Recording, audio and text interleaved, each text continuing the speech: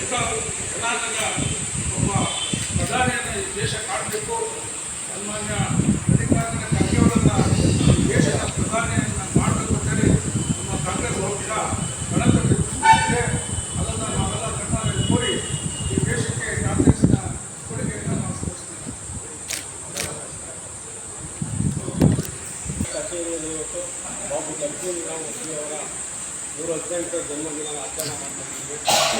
ನಿಜಕ್ಕೂ ಒಬ್ಬ ದಲಿತ ಮುಖಂಡನ ಕಾಂಗ್ರೆಸ್ ಪಕ್ಷ ಇವತ್ತು ಆಚರಣೆ ಮಾಡೋಂಥ ಮಟ್ಟಕ್ಕೆ ಆಚರಣೆ ಮಾಡ್ಕೊಂಡು ಬಂದಿದ್ದ ಇದಕ್ಕೆ ವೈಯಕ್ತಿಕವಾಗಿ ನಾವು ದಲಿತ ಸಮುದಾಯದ ಪರವಾಗಿ ಜಿಲ್ಲಾ ಕಾಂಗ್ರೆಸ್ ಸಮಿತಿಗೆ, ಜಿಲ್ಲಾ ಕಾಂಗ್ರೆಸ್ಸಿನ ಎಲ್ಲ ಪದಾಧಿಕಾರಿಗಳಿಗೆ ಅಭಿನಂದನೆ ಹೇಳಕ್ಕೆ ಇಷ್ಟಪಡ್ತೀನಿ. ಒಬ್ಬ ದಲಿತ ಮುಖಂಡನ ಒಂದು ಪುಣ್ಯ ದಿನನ ಇವತ್ತು ಆಚರಣೆ ಮಾಡ್ತಾರೆ. ಏನು ಇವತ್ತು ಕಾಂಗ್ರೆಸ್ ಪಕ್ಷ ಬಾಬು ಜಗಜೀವನರಾಮರನ್ನು ಗುರುತಿಸಿ ದೇಶದ ಒಂದು ಉನ್ನತ ಸ್ಥಾನದಲ್ಲಿ ಗುರುತಿಸಿದಂಥ ಪಕ್ಷ ಕಾಂಗ್ರೆಸ್ ಪಕ್ಷ. ಆ ಜವಾಬ್ದಾರಿ ಕೊಟ್ಟಂಥ ಅಂದಿನ ದಿನದಲ್ಲಿ ಬಾಪೂಜಿಯವರು ಈ ದೇಶದ ಏನು ಕೃಷಿ ಚಟುವಟಿಕೆಗಳು ಯಾವ ರೀತಿ ಹಿಂದುಳಿದಿತ್ತು ಅದನ್ನೆಲ್ಲ ಮನಗಂಡು ಇವರು ಫಾರಿನ್ ಹೋಗಿ ಫಾರಿನ್ನಲ್ಲಿ ಮಿಶ್ರ ತಳಿ ಅಥವಾ ಉನ್ನತ ತಳಿಗಳನ್ನ ಅಲ್ಲಿ ಅಧ್ಯಯನ ಮಾಡಿ ಬಂದು ನಮ್ಮ ಭಾರತ ದೇಶಕ್ಕೆ ಬಡತನ ಏನು 50ರಿಂದ 60 ಕೋಟಿ ಇದ್ದಂಥ ಜನಸಂಖ್ಯೆ ಆಹಾರ ಸಾಕಾಗ್ತಾ ಇಲ್ಲ, ಆಹಾರದ ಕೊರತೆ ಇತ್ತು.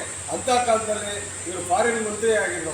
ಅದನ್ನು ಅಲ್ಲಿ ಹೋಗಿ ಅಲ್ಲಿ ವ್ಯವಸಾಯ ರೀತಿಯನ್ನು ಕಲ್ತ್ಕೊಂಡ್ಬಂದು ನಮ್ಮ ದೇಶದಲ್ಲಿ ಹೆಚ್ಚಿನ ಆಹಾರ ಉತ್ಪಾದನೆ ಮಾಡೋದ್ರ ಮುಖಾಂತರ ಬಡತನ ನಿರ್ಮೂಲನೆ ಆಗಬೇಕು, ಎಲ್ಲರಿಗೂ ಈ ದೇಶದಲ್ಲಿ ಅನ್ನ ಸಿಗ್ಬೇಕು ಅನ್ನೋದನ್ನು ಮನಗಂಡು ಈ ಭೂಮಿ ಹೆಚ್ಚಿಗೆ ಇತ್ತು ನಮ್ಮ ದೇಶದಲ್ಲಿ ಅಂತಂದ ಒಳ್ಳೆ ಹೈಟೆಕ್ ತಳಿನ ತಂದು ಆಹಾರ ಉತ್ಪತ್ತಿ ಮಾಡಿ ಈ ದೇಶದ ಆರ್ಥಿಕತೆ ಮತ್ತು ಆಹಾರದ ಕೊರತೆಯನ್ನು ನೀಗಿಸಿದಂಥ ಮಹಾನ್ ಪುರುಷ ಹಸಿರುಕಾಂತಿ ಹರಿಕಾರರು ಸನ್ಮಾನ್ಯ ಬಾಬು ಜಗಜೀವನರಾಮ್ ಅವರು.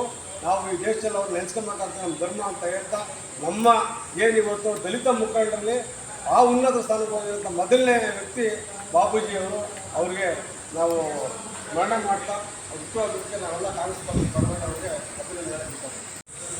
ಹುಟ್ಟುಹಬ್ಬದ ಪ್ರಯುಕ್ತ ಜಯಂತಿಯನ್ನು ಮಾಡಿದ್ದೀವಿ. ಹಾಗಾಗಿ ಇವತ್ತು ಅವ್ರನ್ನ ನಾವೆಲ್ಲ ನೆನೆಸ್ಕೊಬೇಕಾದಂಥ ದಿನ. ಹಾಗಾಗಿ ಅವರು ಮಾಡಿರುವಂಥ ದೇಶ ಸೇವೆ, ಅವರ ಪ್ರಥಮವಾಗಿ ನಮಗೆ ಗ್ರೋ ಮೋರ್ ಫುಡ್ ಅಂತ ಹೇಳಿ ಏನು ಹಸಿರು ಕ್ರಾಂತಿಯನ್ನು ತಗೊಬಂದರು. ಅವರು ಅವತ್ತಿನ ಹಾಹಾಕಾರ ಏನಿತ್ತು, ಅನ್ನದ ಹಾಹಾಕಾರ, ಅದನ್ನು ನೀಗಿಸೋಕ್ಕೆ ಭಾಳ ಪ್ರಯತ್ನ ಬಿದ್ದಿದ್ದಾರೆ.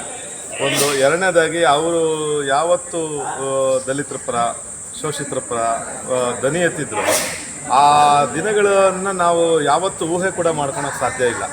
ಅವತ್ತು ದೇಶ ಗುಲಾಮಗಿರಿನಲ್ಲಿತ್ತು, ಬ್ರಿಟಿಷರ ಆಳ್ವಿಕೆ ಇತ್ತು, ಅಸ್ಪೃಶ್ಯತೆ ಇತ್ತು.